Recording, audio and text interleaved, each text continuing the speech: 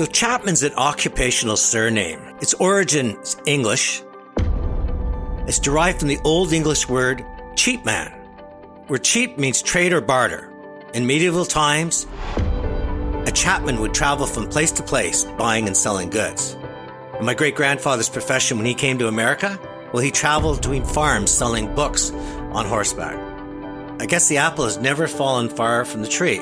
My dad, when he was healthy, was fantastic at sales, and selling has always been what has turned my entrepreneurial dreams into reality. And you know where I learned how to sell? As a teenager on Sunday mornings. I've always been an early riser compared to my friends who could sleep until mid-afternoon. But by 11 a.m. I was bored, so I would grab the phone and dial up my buddy's parents, armed with an unwavering conviction to get them out of bed, to join me at the park to play a pickup game of tackle football or baseball or hockey. And by the time I was 17, I was buying goods in bulk from the wholesalers downtown and reselling them.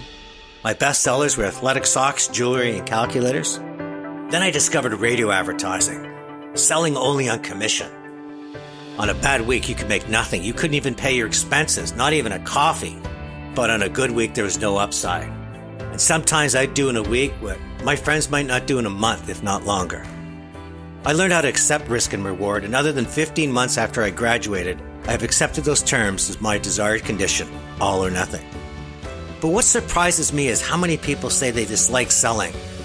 I don't know if it's the stigma shaped by Hollywood's warped portrayal of selling, or the famous play Death of a Salesman, or maybe it's just a fear of rejection or having to sing for your supper.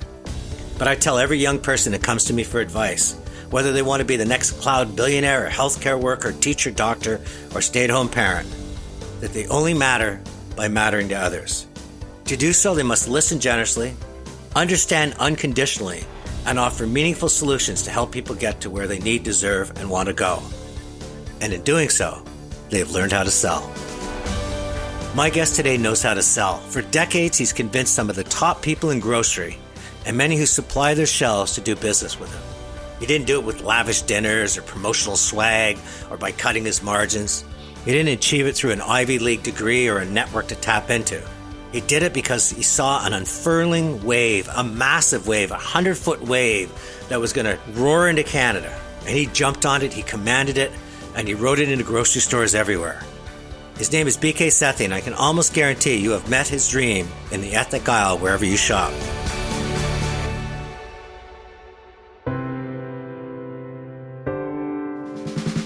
This is Chatter That Matters with Tony Chapman, presented by RBC. BK Sethi is the founder and president of BK Sethi Marketing, finalist for the 2020 RBC's Top 25 Canadian Immigrant Award, over 45 years of experience in consumer packaged goods. He's worked with multinational brands in India, the United States, and Canada. But in 1982, he went after risk and reward. He started a sales, marketing, and distribution company. He specialized in authentic, ethnic branded products. He introduced the ethnic food concept to mainstream retailers, and today he is in the Grocery Hall of Fame. BK Sethi, welcome to Chatter That Matters. Thank you, sir. It's a pleasure.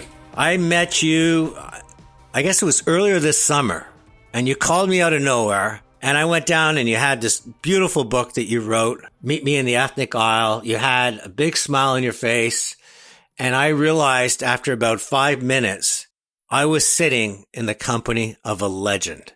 And then the more I dug into that legend, the more I realized that they should put a special hall within the Hall of Fame for BK Sethi. And we're going to get into that. But before we get into just this incredible insight that you had and how you commanded this wave, I think it's important for people to understand just how humble your beginnings were. Born in Pakistan, but at 3.5 years old, you become a refugee. And a lot of people don't remember this time in history. So if you could take us back to why someone in Pakistan would suddenly become a refugee. Before 1947, India was one country. And in 1947, it became a divided country. One part is Pakistan, other part became Hindustan or India. So in 1947, I was about 3.5 years old, and we were forced to leave that divided part of India, which is now called Pakistan, and I was born there. And many of our relatives, our friends, and our families were looted and also mistreated and some of them really killed, and my grandfather was one of them. Anyway, we could not fight there. We have to leave to save our life. My dad managed to get my mother out with 3 children, and one of them was in her arms, and bring us to Delhi safety. At that point, we were called refugees in a new country, which now we call our country. And when I chatted with you on stage, you also talked about your grandmother barely surviving that exodus as well. Yes, my grandfather was killed. My grandmother, they severed her left arm, and she was only one arm, but she survived, and she came with my dad later on. You show up in Delhi, and I have to imagine that city is being, I don't want to use the word overrun. I hate to use that word with humans, but just trying to deal with all these people. And it wasn't like you were set up for success. I mean, the conditions you lived in the early part of your years, there was no guarantees. Yes, it was really a chaos on the railway stations when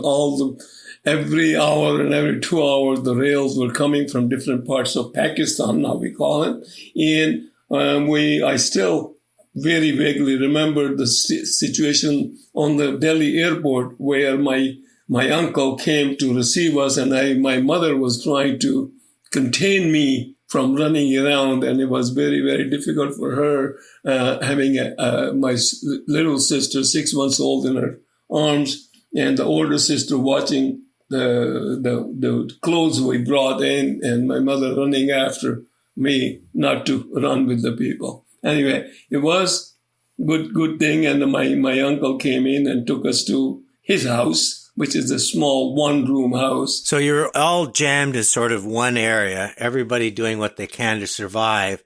And I understand that your first contribution to the income in the family, and maybe your first sales job, was at age 4, helping, I guess, to sell lemons or whatever you could get your hands on the streets.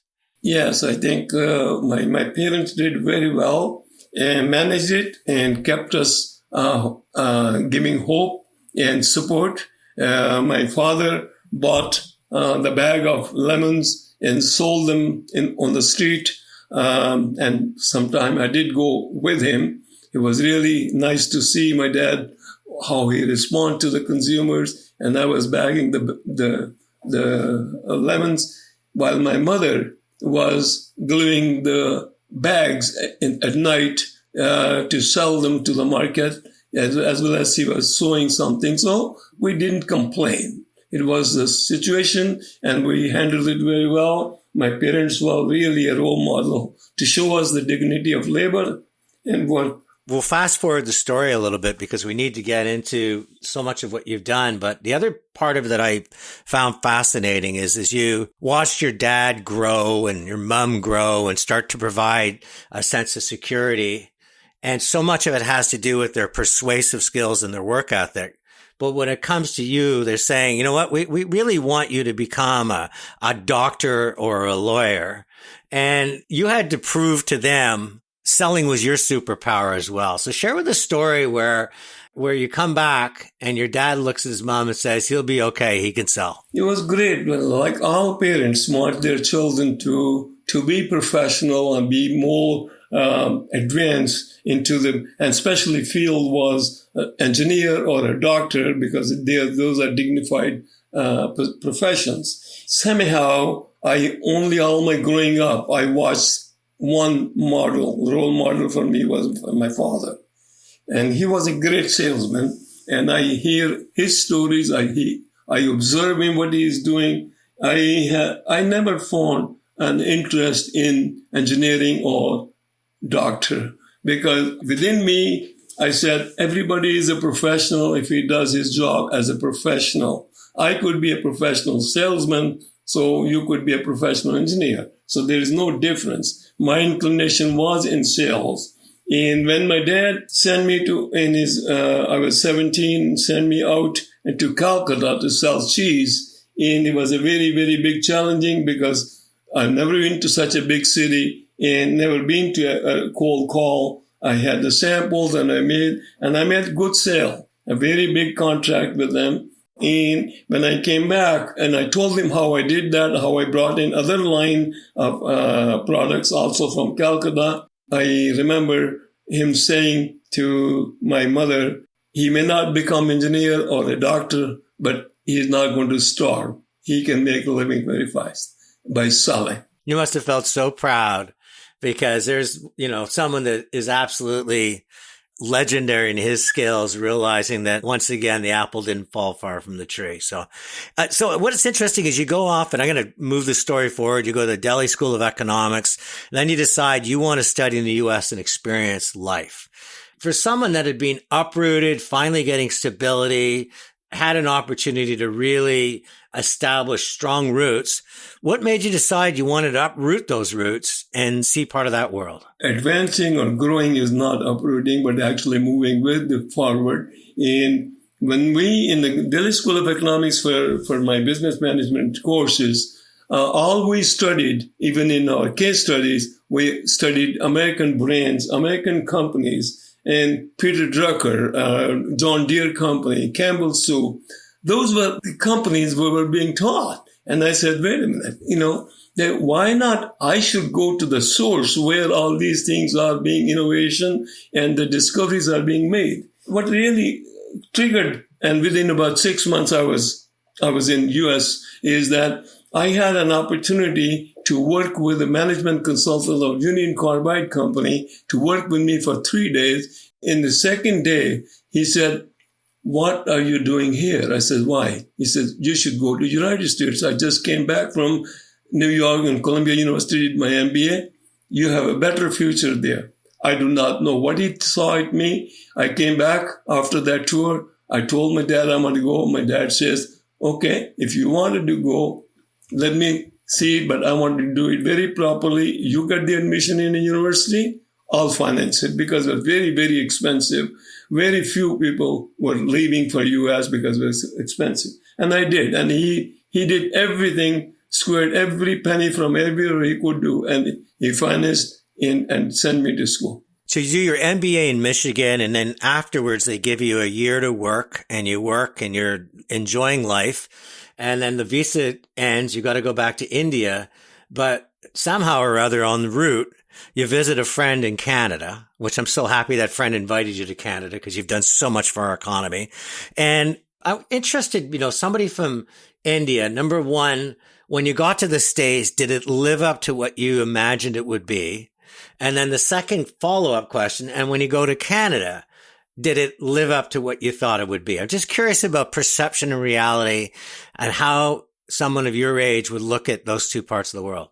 I found whenever I landed in Canada and lived here for the weekend, about 10 days or 6 days, it was really very quiet, very nice, very not that fast as US or competitive. Felt like it was a very nice place to live. But in terms of opportunity, yes, there's lots of opportunities. Opportunities are always there. One has to seek them, go after them, and they can get it. So I'm not worried that part, but I just wanted to understand the life because I did not have any intention to stay here. Just became by luck. I went in for immigration and I got the immigration accepted in one day, but I could not leave the country till all the paperwork is completed, which took 1.5 years, and I was stuck. I couldn't sit home. I started a BK Sethi and Company, started importing and brokering seafood from New York, which I knew the guy from India, and he's based in New York, and he gave me a canned tuna fish from Peru and stuff to sell. That is what I was looking for. And I did very, very well. Unfortunately, could not proceed further because there were foreign exchange regulations or differences between US and Canada. And I wasn't fully aware of all those things. And he lost money and he said, listen, I can't do it. Then I said, canned fish. I sold the canned fish to National Grocers. And unfortunately, with a big food broker called Philip Green and Company, and he raised hell that this new guy come in and selling the product, which I'm selling before under a different label though, but then he stopped the supplier because he was a very big customer of his not to supply me. So we could not supply to national grocers. But that was a setback, but I don't complain. That's fine. We learn. I kept on moving on. You know, it's an interesting lesson for people. You know, you're dealing with entrepreneurs is very often they're faster, they're better, they're more creative than the multinationals. And the card multinationals often play, or in this case, a big broker played to BK, is size and scale. I had this relationship. This is my contract. So instead of them innovating, they try to force the market to a standstill. What I love about what BK just said is the fact is those are lessons. That's what happens. I'm not going to complain. I'm going to learn from it. So after you get your permanent residency, you go back to India, you get married, you have a child, and then you come back to Canada. How does your wife even comprehend what are we doing moving back to Canada? I have to believe in India back then when we didn't have the internet, most people might have thought of Canada as the Great White North. Or was your wife saying, I'm willing to do anything because we're building a life together?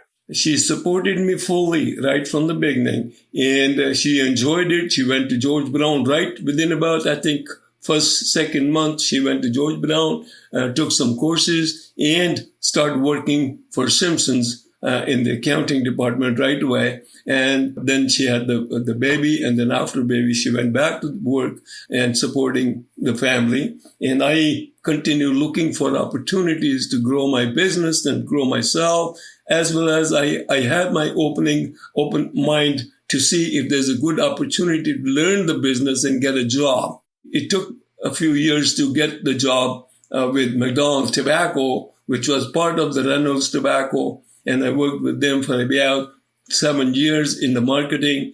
And unfortunately, the tobacco restrictions and everything was coming and the business was going down and my age was going up. And I knew that if something happens, I'll be the first one to say golden handshake. So I said, no, let's go back to my BK Sethi and Company and let's start doing the business because by now I developed very, very good relations with the wholesalers, tobacco wholesalers and general IGA stores and small stores and others. So I decided that I should take this opportunity. And my wife said, perfect. We don't have any liabilities. You have a car and I have a salary. Don't worry. Go ahead and do it. And we did. 13th of February, 1982. And what advice can you give? I love the fact that you can still cite that date, that morning. I bet you know what the weather was like. You probably know what you were wearing. I mean, two questions for you, BK, which I've never asked you before, either at the coffee shop or when I've interviewed you on stage. If you had been in a different sector than tobacco, let's say you had been at Pepsi Cola or Unilever and succeeding, do you think you would have left and done this? Was it the sense that you saw the writing was on the wall and you had to make a move? Or was it always inside you to say, I want to be my own boss? Yes, I was always had that. And while I'm working, I'm also on the side doing the business because one day I want to do myself what I want to do. I want to control my own destiny. I want to do something unique, something contribution to the society rather than only being the thing. I always said that if somebody is giving me $1,000 a salary, he must be getting 1,000 plus. Otherwise, I wouldn't be the job. So if I can produce 1,000 for myself and he can get a cut on it, why not I produce myself? And that's where I wanted to be, working for myself. So where I want to move the story now is you write this incredible memoir, Meet BK in the Ethnic Food Aisle. And here's what Amazon's description said. With a passion for food and an innate ability to sell, BK offers a heartfelt inside look at how his own experience as an immigrant to Canada and his relentless hard work left him perfectly placed to grow a much-needed market for a country with a constant influx of people from around the globe. Ethnic food. Meet BK in the Ethnic Food Aisle is a memoir of a man who saw and seized opportunities throughout his life, loved his family, and offered a taste of home to immigrants and a whole new world of flavors to all Canadians. Sounds so simple, BK, but I've been around the grocery industry my entire life. For every foot of shelf, there's 1,000 brands that want it. the power that a retailer has, the demands they make to access their shelf. I mean, consumers don't realize it costs money to list that product, costs money to merchandise, to put it on display, to put it you broke every possible rule in grocery, not in a sense of it illegal. You innovated and had these grocers coming after you. So I want you to share with this audience this journey of where you saw this wave starting to break, and you not only jumped on it, you rode this thing as it grew every year in power as more and more immigrants, and you invited some of the top grocers to join you and to meet you in that ethnic food aisle. Yes, when I started the business, I wanted to be in food business, but I could not find a good brand. I tried to get some brands, and I see the opportunity of the immigrants coming in. Prior to this 82, late 60s and early 70s, we had the Europeans coming in. And prior to that was Italian and Greek, and then Europeans coming in. So in the grocery business, I saw a special food aisles or imported food aisles. I said, how can we basically take the opportunity of growing the business within this growing community? And there was a study done by Canadian Race Relations Board, as well as other studies coming in saying that the number of immigrants coming to Canada by 1995 and 2000 is going to be so much. Like it was approximately, I think, about 11% at that time. I looked at that number and I said, sure, there is an opportunity. These immigrants are hard workers, first-time immigrants, and with the families, they come in, they sell everything for a better life for their children. But unfortunately, they cannot at this age change the taste, and they want their own food. And how we can actually help these newcomers to assimilate into the Canadian society. And the only way is that instead of going to their own ethnic store and speaking their own language and talking their own thing, why not you bring them to the mainstream supermarket where they learn the culture, learn the way the Canadians live, and they assimilate easier. So I found the brands these people are looking for. This is a great thing to see that if you can associate yourself with the brand, like if a Canadian goes to Japanese supermarket and finds a Canadian maple syrup, he will feel very good that, oh my God, they carry Canadian maple syrup. Okay, great. So let me see what else they carry. So now you got his attention. That's what I wanted to do. I wanted to get the brands from China because that was the biggest segment of consumers coming in. And I got the brands from China. I got the brands from Puerto Rico. I put together the planogram, and selling to the mainstream was very, very difficult. They did not understand the ethnic food. They did not understand the ethnic consumers. So I heard all the objections for the first 6 years. And we do not know this. We do not have the packaging. We do not have the pricing. We don't know the slow turns. So everything thrown at me. I said, okay. I went back and put together a package for them. I said, I'll give you the planogram. I will give you the product. I'll give you the pricing. I'll give you the promotions. I take care of everything. All you do is collect profit and get these people into your stores and sell them bread, eggs, everything else. Why don't you want this? Finally, Food City, actually Asha Foods, gave me a break because I was already selling to IGAs, a YIG, and other independent store, delis, meat markets, butchers, everybody.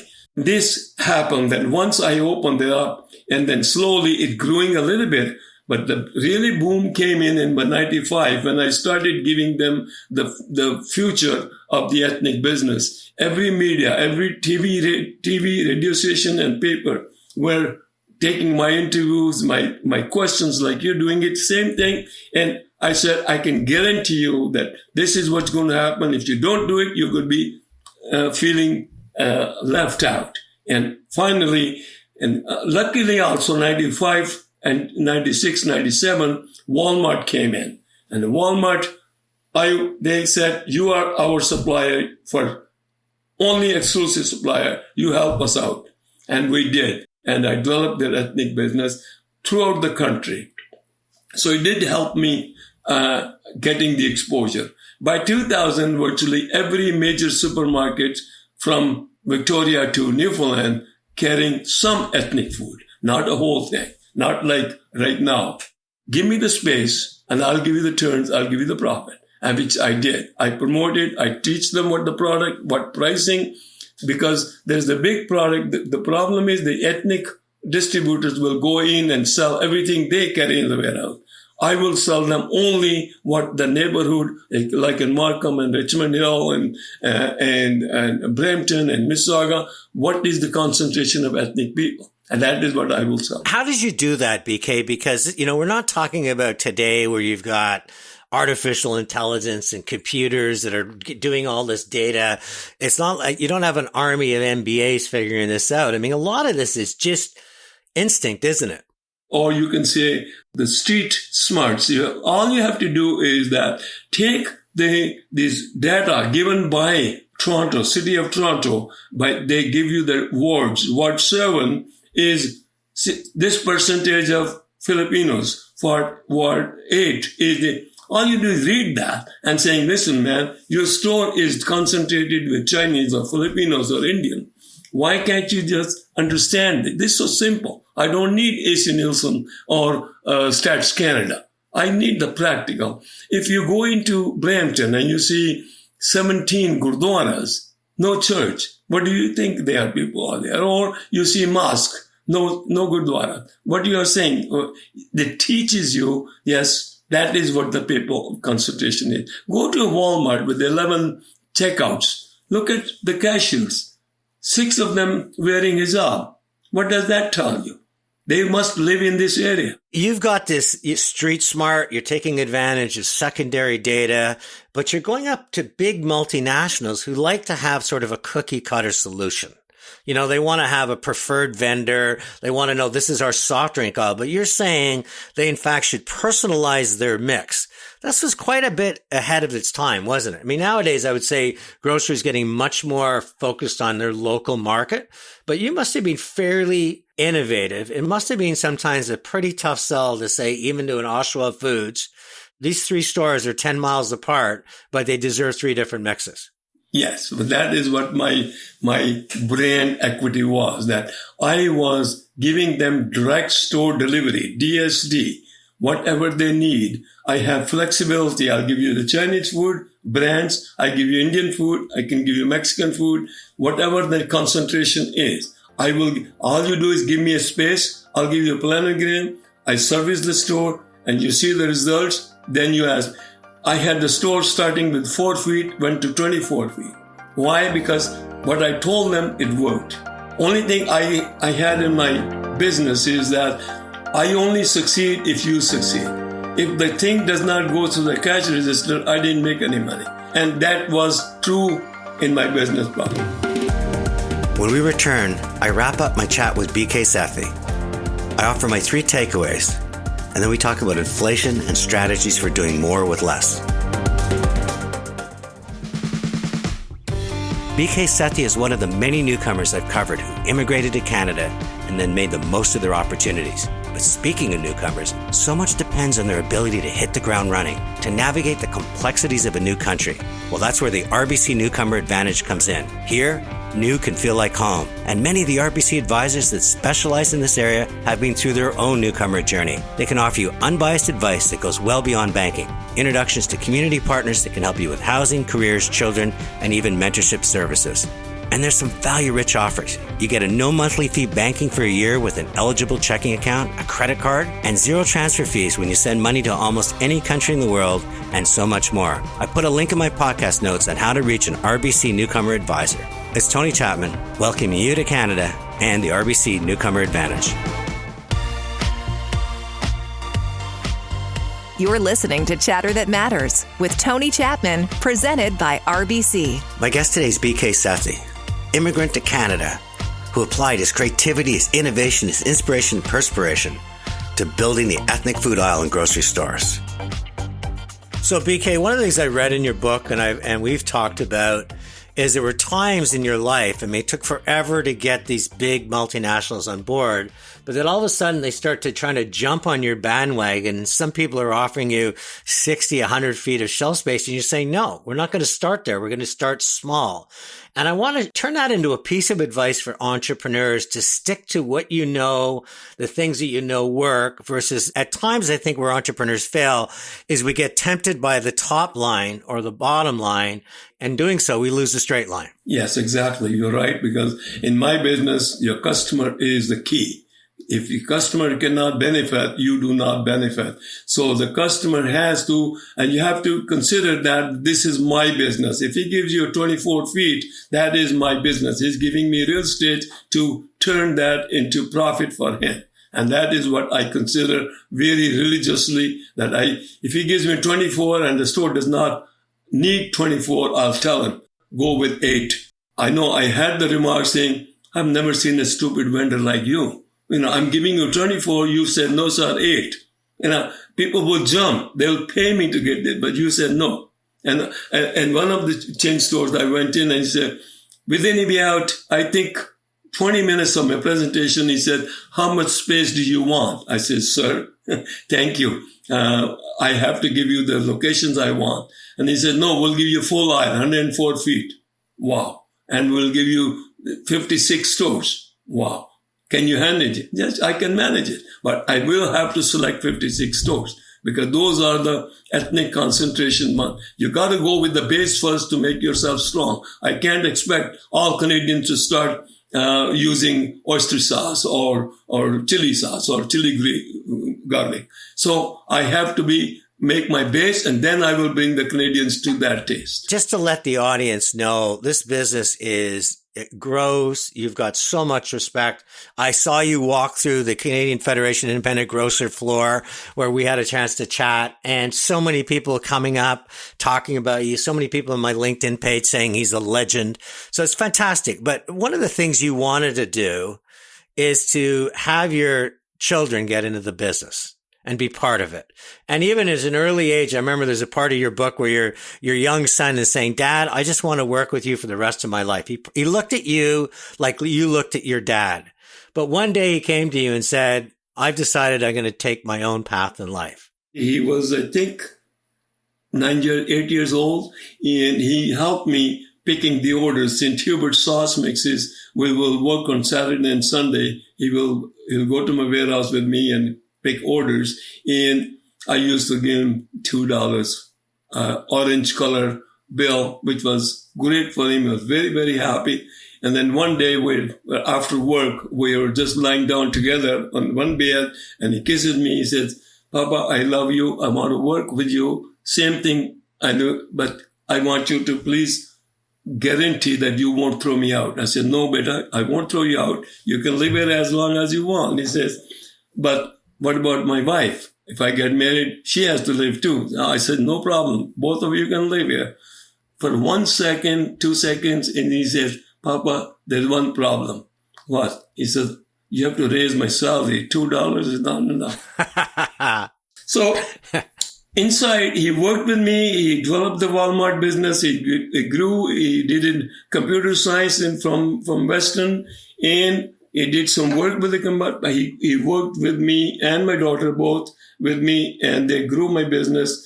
But inside, he had a passion for writing. Right from the school age, he created a newsletter for the school in Scarborough, and teachers really loved him.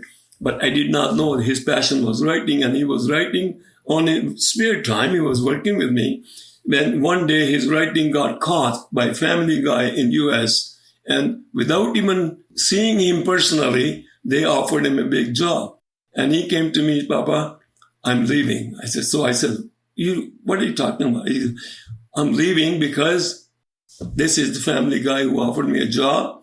This is a great opportunity for me. I love this. I didn't like it, but I liked it inside that he has the courage to do that, something in that. Then finally, when things calmed down, he left for LA. He told me, Papa, I want to do something like you did. I create myself, I grow, that I can show that I can do what you did. If I take over your business, people will say, oh, that's your dad built it. So I want to do it myself. And I have confidence that I can do it. And I'm very glad he's doing very, very well. in LA. And your daughter, the same thing. I mean, they forged their own path. And I think ultimately, as much as I think parents are flattered when somebody follows in their footsteps, I also think they're equally appreciative and inspired when they decide to take their own path in life, aren't we? Yes, of course. My daughter got married and then she had her own family things, but she's still in food business. She still works for Basil Margarine. She loves it, but she did not want the complication of running a business, being married with 2 kids. So it was difficult. You sold the business, and most people would say, you know, BK, you've worked hard all your life. You've gone on weekends and picked your own orders. You've become this legend. You rode this wave. It's the time to take up some golf or painting or gardening. I can hear your laughter because you never stop.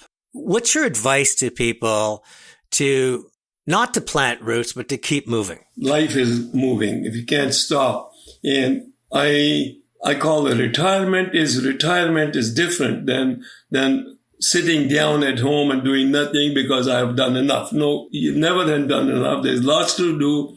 I'm contented. I have everything I want. God gave me everything, blessed me everything, but I'm not satisfied. There's so much I can do. There is so much things can be done to improve people's life, community life, newcomers, new entrepreneurs. All these people need directions.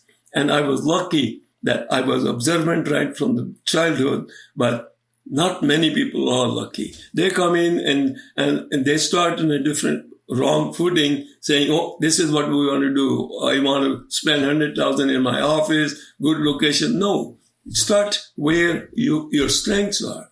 Find a uniqueness in your product, your services. It has to be different. You can't just keep on producing the same ketchup and saying, listen, my ketchup is better. Everybody's ketchup is better to them.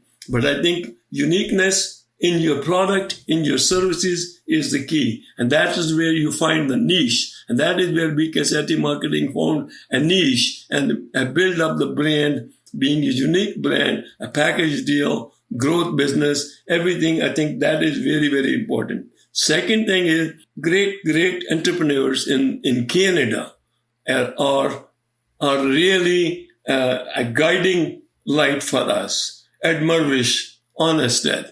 Like when he saw the Europeans coming in 65 and 7, he opened that thing for them, everything what your household needs. You know, Mel Lastman, bad boy, worked so hard. On his cycle, he would go after the people to buy their fridges.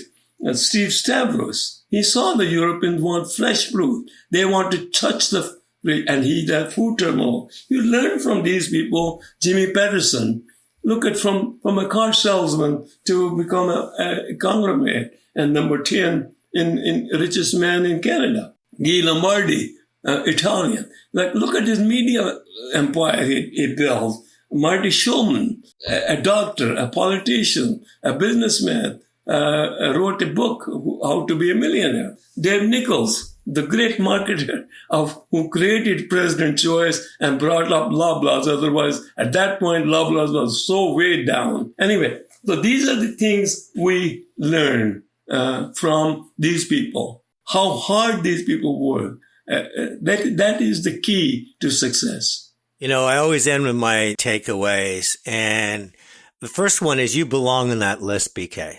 It's just such an honor to have you. And one of the things that you said that I hope everybody writes down is everyone is professional if you do a professional job.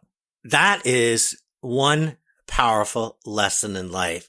Don't frame what you're doing based on what other people are going to think or the badge or the title. Do it and do it in a professional way. And you're a professional. I love that. The second one is just a sense of street smart, uniqueness. Everybody thinks their ketchup is better. Looking at who's the cashiers in the store, driving around the neighborhood, taking advantage. All this data we're getting is paralyzing us because we're going to myopia, but you still got to have this sense of heart and intuition and street smart. And when you do and you have conviction, and you get other people. That's how you can bring dreams to life. Data does not animate a dream. It's someone like BK that's going in there and saying, this is what you need. Why would you not want this opportunity? And starting. And then the final thing is, I love it when you must be a stupid vendor. Everybody is willing to pay a fortune on my shelf. I just offered you it and you said no. And a great lesson for entrepreneurs is don't chase the financial rewards. Do things that give you emotional reward, intellectual reward. Be part of helping others get to where they want to go. When you do, the money will come to you. But if you just go after the financial and say, wow, this is a big win for me, it could collapse everything and actually turn into be a big loss. So BK, for this and all more, every time I've chatted with you, I just put a big smile on my face going like, you're this mentor, father figure, Yoda, dad for Canada. And we just got to make sure we keep sharing these Sethisms because they're just magical. Thank you. Thank you. Thank you. Actually, there's a fourth, and I will let the legend give us one more lesson in life. You should watch your means rather end. That means will get you the end, but end might collapse if you just follow the end that I want to get so much, $1 million, whatever. But if you have your means right, multi-millions will come. Joining me today on Chatter That Matters is Amit Brahmi. He's a Senior Director, Newcomer and Cultural Client Segment at RBC. And in our pre-interview, I can tell you to stick around because this man has got purpose, he's got passion, he's got pride, and he has a lot of positive things to say about why immigration and immigrants matter to Canada. Amit, welcome to Chatter That Matters. Thank you. Thank you for inviting me. So immigrants have always played this crucial role in shaping the fabric of Canada. In your experience, what would you say sort of some people challenge, do we need immigrants? What would you say is, here's 2 or 3 things you really should consider before making that kind of comment? I am also an immigrant to this country. I came here in 2005. So I've lived the newcomer journey. And I've also seen everything change in Canada since being here for the last 18 plus years.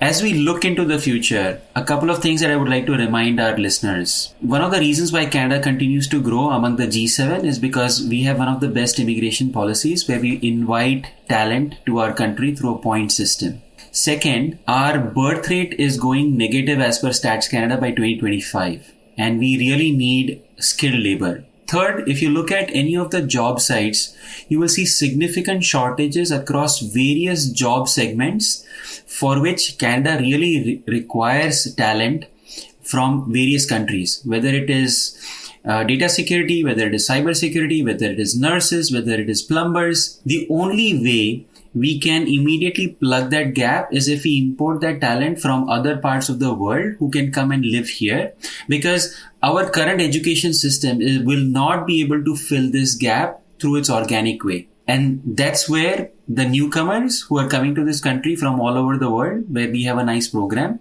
really becomes crucial and important for us as a nation. How do we make it easier for them? Because I spend a lot of time in an Uber, and I'm often talking to a newcomer to Canada, asking why they came to the country, and it was for the sort of the Canadian dream. And I ask them, how is it going? And often they say, I'm having difficulty having my degree accepted or my capabilities accepted. I have to go through major hurdles. Is that fair that at times we put up roadblocks versus maybe should be creating drawbridges to let them hit the ground running?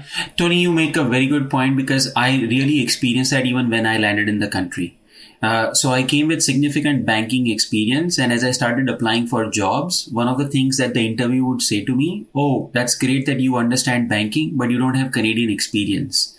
And so now you're in a catch-22 situation where like, okay, I just came new to this country. I won't have Canadian experience, but I understand my area, my field, my profession. And I have now seen, I think in the last couple of months, I've seen a step in the right direction where certain provinces are saying that that cannot be the reason for rejecting somebody that you do not have Canadian experience. And I think that's a step in the right direction. Something else that also needs to be done, when you look at people who are coming from different professions, whether I'm an architect in my home country, whether I'm a doctor in my home country, I need to go through a very onerous set of certification and exams I think that is where the Canadian dream now just gets stretched and lost, and people need to support themselves. So they will take odd jobs, whether it's in the retail or transportation. I think we as a nation need to look at those pieces to make pathways easier for people who come with those professional experience. How can we assimilate them and put them on their professional path much earlier? You came with banking experience. You're now working for RBC. What can organizations do like RBC? What should organizations be doing to open their mind, saying, bringing people in with global experience, bringing people in with an incredible appetite to create a new life? It's got to be a good thing for organizations. I'm very blessed that I have joined an organization which very much recognizes that. But if I broad base it, what organizations need to understand is the fabric of Canada is multicultural. We invite people from 90 different countries who come live here and want to realize their Canadian dream. You made a very good point that diversity of experience and thought that people from different countries bring in is really necessary, because that's the market that today's organizations need to serve. The fabric of Canada is very multicultural. So, recognizing that I require that talent because it's an important part of my company or my organization's future. That is the market that people in my organization will be serving. So I need to have employees who represent the market that I serve. I think when you immediately take this kind of a dimension or this kind of a thought process, it's very easy for managers and teams to realize that it's important for me to have people who represent my market that I want to serve with my product or service. I guess my final question is to the individuals, because I'm seeing now that there's a growing pushback to, we don't have the infrastructure, we don't have the healthcare, we don't have the housing for immigration. But on the other side, there's a lot of people saying that understand the importance of having strength in numbers and strength in diversity. What's your advice to the everyday Canadian to have more of a positive mindset and to say that there might be a bit of short-term pain, but the long-term gain is absolutely what we need for a country to continue to grow and to continue to embrace the kind of values and democracy that we cherish? So I'll probably just remind the average Canadian that as to why do people from so many different countries are choosing Canada. Well, the reason they are choosing Canada is because we are a peace-loving country. We have a history of assimilating people from various different cultures.